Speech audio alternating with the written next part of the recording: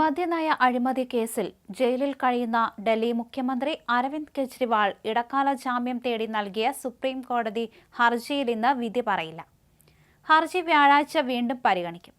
ജസ്റ്റിസുമാരായ സഞ്ജീവ് ഖന്ന, ദീപാങ്കർ ദത്ത എന്നിവരുടെ ബെഞ്ചാണ് ഹർജി പരിഗണിച്ചത്. തെരഞ്ഞെടുപ്പ് പ്രചരണം നടത്താൻ മാത്രം കെജ്രിവാളിന് ജാമ്യം അനുവദിക്കുന്നത് പരിഗണിക്കാമെന്ന് കോടതി വ്യക്തമാക്കിയിരുന്നു. അരവിന്ദ് കെജ്രിവാൾ മുഖ്യമന്ത്രിയാണെന്നും സ്ഥിരം കുറ്റവാളിയല്ലെന്നും അദ്ദേഹത്തിന് വേണ്ടി ഹാജരായ മനു അഭിഷേക് സിംഗ്വി ചൂണ്ടിക്കാണിച്ചു. മുഖ്യമന്ത്രിയുടെ അഭാവത്തിൽ ദില്ലിയിൽ പല ഫയലുകളും കുടുങ്ങിക്കിടക്കുന്നു. 5 തവണ ഇഡിക്ക് മറുപടി നൽകി. പക്ഷേ ഇഡി പ്രതികരിച്ചില്ലെന്നും കെജ്രിവാളിന്റെ അഭിഭാഷകൻ ചൂണ്ടിക്കാണിച്ചു.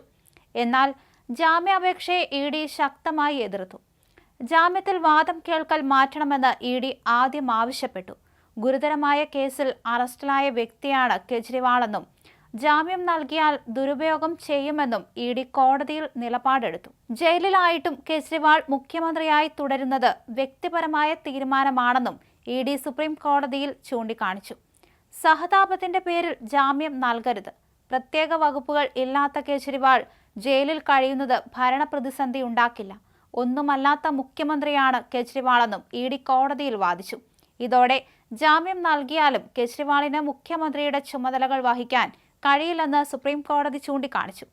കെജ്രിവാൾ രാഷ്ട്രീയക്കാരനാണോ എന്നത് കോടതിയുടെ വിഷയമല്ല. രാഷ്ട്രീയക്കാരന് പ്രത്യേക നിയമമുണ്ടെന്ന് പറഞ്ഞിട്ടില്ല. പക്ഷേ തെരഞ്ഞെടുപ്പാണെന്നും അസാധാരണ സാഹചര്യമുണ്ടെന്നും സുപ്രീം കോടതി ചൂണ്ടിക്കാണിച്ചു. ഹർജി മറ്റന്നാൾ പരിഗണിക്കും. കെജ്രിവാളിന്റെ കസ്റ്റഡി കാലാവധി നീട്ടി. എന്തായാലും മദ്യനയ കേസിൽ ജയിലിൽ കഴിയുന്ന ദില്ലി മുഖ്യമന്ത്രി അരവിന്ദ് കെജ്രിവാളിന്റെ കസ്റ്റഡി കാലാവധി നീട്ടിയിരുന്നു. ഈ മാസം 20 വരെയാണ് കസ്റ്റഡി കാലാവധി നീട്ടിയത്. വിചാരണ കോടതിയുടേതാണ് നടപടി. എന്തായാലും അരവിന്ദ് കെജ്രിവാളിനെതിരെ ശക്തമായ ആരോപണങ്ങളുമായി എൻഫോഴ്സ്മെന്റ് ഡയറക്ടറേറ്റ് രംഗത്തെത്തിയിരുന്നു. ഭരണത്തിന്റെ മറവിൽ കെജ്രിവാൾ നടത്തിയത് ഹവാല അടക്കമുള്ള ഇടപാടുകളാണെന്ന് ഇഡി പറഞ്ഞു. അന്വേഷണത്തിന്റെ ആദ്യഘട്ടങ്ങളിൽ സംശയിച്ചിരുന്നില്ല. കെജ്രിവാളിനെ പ്രതി ചേർത്തത് വ്യക്തമായ തെളിവുകളുടെ അടിസ്ഥാനത്തിലാണെന്നും ഇഡി സുപ്രീം കോടതിയിൽ പറഞ്ഞു. ശരദ് ഡി നൽകിയ മൊഴികൾ വിശ്വാസമാണെന്ന് എന്ന നിഗമനത്തിലെത്തിയത് ജുഡീഷ്യൽ ഓഫീസറാണ്. മൊഴികളിൽ ഒരു വൈരുദ്ധ്യവുമില്ല. വൈരുദ്ധ്യം ഉണ്ടെന്നത് കെജ്രിവാളിന്റെ അസംബന്ധ പ്രചരണമാണ്. ലഭ്യമായ മൊഴി അനുസരിച്ച് ഈ അഴിമതി കെജ്രിവാളിന്റെ താൽപര്യമോ സാന്നിധ്യമോ ഇല്ലെങ്കിൽ നടക്കില്ലായിരുന്നു എന്ന് ബോധ്യപ്പെട്ടു. ഗോവയിലെ സ്വപ്ന നക്ഷത്ര ഹോട്ടലിൽ കെജ്രിവാൾ ഹവാല ഇടപാടിന് നേതൃത്വം നൽകിയെന്നും ഇഡി പറഞ്ഞു. മാർച്ച് 21-നാണ് ഡൽഹിയിലെ മദ്യനയ അഴിമതി കേസുമായി കെജ്രിവാളിനെ ഇഡി അറസ്റ്റ് ചെയ്തത്. അറസ്റ്റിന് പിന്നാലെ മുഖ്യമന്ത്രിയുടെ രാജി ആവശ്യവുമായി BJP രംഗത്തെത്തിയിരുന്നു.